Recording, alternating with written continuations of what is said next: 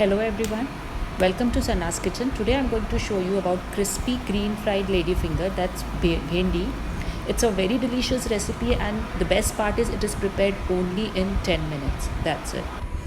So for that you have to take bhendi, you have to cut in this type. Then you add ginger garlic paste 1 teaspoon. Then add 1 teaspoon of salt. 1 teaspoon of turmeric powder. I have taken 250 grams of bhendi, okay. Cumin powder, 1 teaspoon of cumin powder. You add 1 teaspoon of chili powder. Half slice of lemon. Coriander, chopped coriander. 2 slitted green chilies. You can add more green chilies if you want more spicy. It depends on you.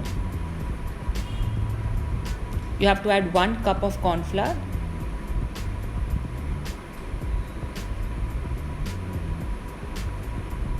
And then 1 cup of gram flour, that is besan.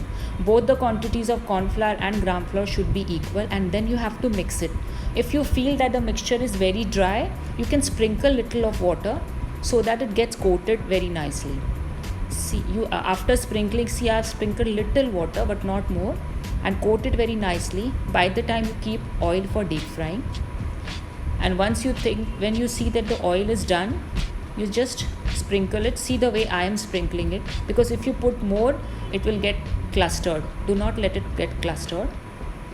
Sprinkle it and then deep fry it for 5 to 7 minutes. You can see the changes. Girls, now this vegetable is widely available in lockdown and you do not know what to do with this vegetable every day. And the best part is that you don't need to marinate and keep it. You just have to put up all the things and then instantly you can fry it. It's done within 10 minutes. 5 minutes for mixing things and 5 to 7 minutes for frying. That's it. It's prepared very soon and it's very tasty.